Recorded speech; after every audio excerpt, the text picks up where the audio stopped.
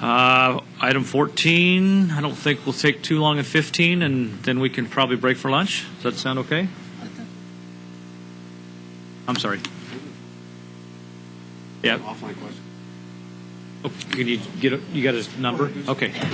All right. Is that all right with you guys? Try to get these two done? Okay. Item 14. Item 14, Chief Administrative Office recommending the Board receive and file an update on the Blue Ribbon Committee to explore the potential for reuse and repurposing of the historic Main Street Courthouse. Kelly. Kelly Webb, Chief Administrative Office. This item is coming back to you based on your direction from September 9th when you heard this item initially. The Placerville City Council took an action on this same information a week ago. So this has been brought to the 2x2 for the last several months, which is a combination of city and county representatives, to talk about the future direction or future plans for the Main Street Courthouse.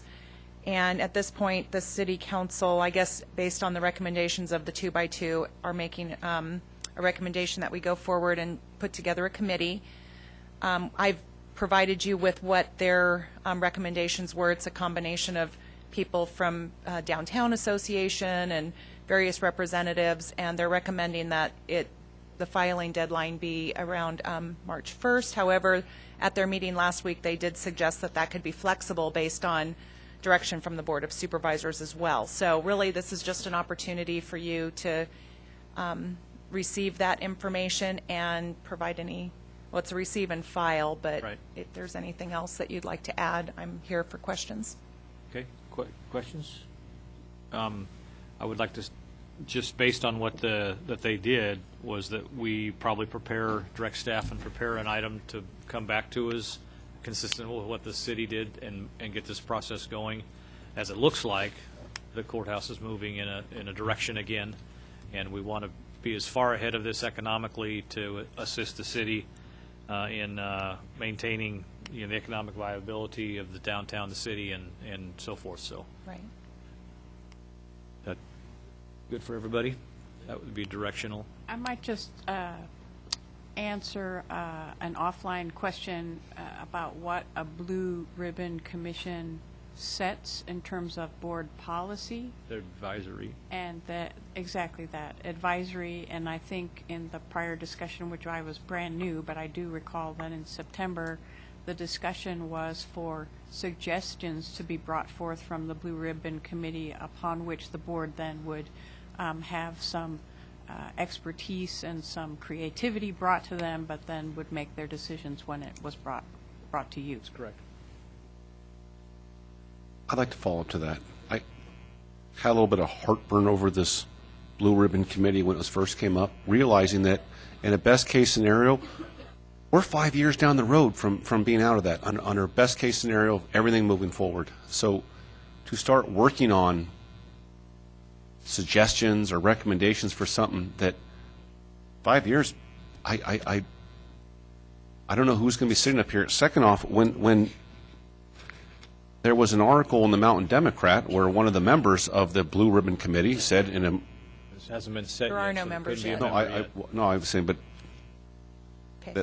that was stated in print that the county doesn't want the old courthouse, and they look forward to being part of the process of deciding what to do with the old courthouse. I want to be clear that we're not leading anyone down a primrose path, that A, the decision of what the county does or doesn't do with the courthouse is yet to be decided, that this is really just kind of, from what I understand, just gathering ideas and information, and that it's just, so I just want to be clear that we're not saying we don't want the courthouse, you guys go decide what you want to do, the policy of what happens to this building, and realize that this is a odd situation, that the county clearly owns the land, but the state owns and operates the courthouse, and where that begins and where that ends is one thing. Kelly, did you want to clarify something? Oh, no, I was just going to add that where that begins and ends was actually based on some legislation That's right. that came out. So there was a requirement that we do that, even though it seems a little odd. And the reasons for the county owning the property, but the state having control of the building are basically driven by that legislation. So The county owns the building at this point. And thank you, Kelly. Thank you, council. Any further comments or questions? I'll open up to the public for public comment. Sue? Hi, Sue Taylor, Save Our County. I just finished commenting on the draft EIR for the state in their decision to do this project. So that's just wrapped up, and one of the environmentally preferred options in their document was to retain the courthouse on Main Street and build a smaller courthouse next to the jail. And if they were to do that, you wouldn't have had to swap the property with Briggs, which you did, some of you did before Briggs left. So my issue with this whole process, it's almost like a, we've been putting that out, that we are concerned. It's already known that if the courthouse leaves Placerville, Main Street will be hit economically. And we have constantly asked that we try to retain that. Well, in making some public statements about that, our previous mayor, Wendy Thomas, has just posted that they have been trying to lobby the state to keep that building there as a courthouse, but the state says no. So now they're trying to move on with some other ideas. I worked for facilities when this all came around, and there was never intent that I can ever remember that anybody in the county wanted to keep the building. That's always been my concern, is that such a beautiful historic courthouse that I think we should, the best way for Main Street, that building and all those things to stay viable is to keep part of the function as a court function. That's why it was built. And the state hasn't actually completely made the decision yet. And it's like we've got a whole group of people that are misinforming the public about what our options are, and Agreed. I'm very concerned about that. And in January of 2015, it was just stated, it's online, that the Placerville is ranked the number 28th small town in the nation. And it says Placerville was established during the 19th century gold rush. We have stagecoach rides, old-fashioned bell tower, and a 160-year-old hardware store, and the home of Thomas Kincaid, who loved to paint his beloved town. I am in the trenches down in Placerville. That's not your guys' issue, but there's so many things they're constantly trying to do to undermine the historic presence of Placerville. And so the county owns the courthouse once the state abandons it. And so kind of what you were saying is that my second point, I guess, is reality. People are told all kinds of opportunities that might happen with that, but people need to know what reality is. When I was in facilities, Sweeney was already making statements that he had a buyer for the courthouse. So, and I got all the letters where the county and the city has lobbied the state to have that function moved. So I'm trying to discern the truth to the public of what our options are, and creating this blue ribbon group, it just seems like it's misleading to the public of what we can do in the future. And I would still, if the city and the county care to keep that courthouse as a function, I would like to see a letter coming from these organizations and asking the state to do that, because they have worked on preserving older courthouses. That is a possibility. Thank you. Thanks, Sue. Okay, Noah? The only thing I'm going to say, Noah Briel, El Dorado Hills. The only thing I want to say is I travel all over the country a lot. I drive all over the nation all the time. And when you look at little towns here and there, the one thing that Placerville has, I think, that's really unique in a lot of towns, especially, is that it's not gridded. It's not a gridded town because of topography.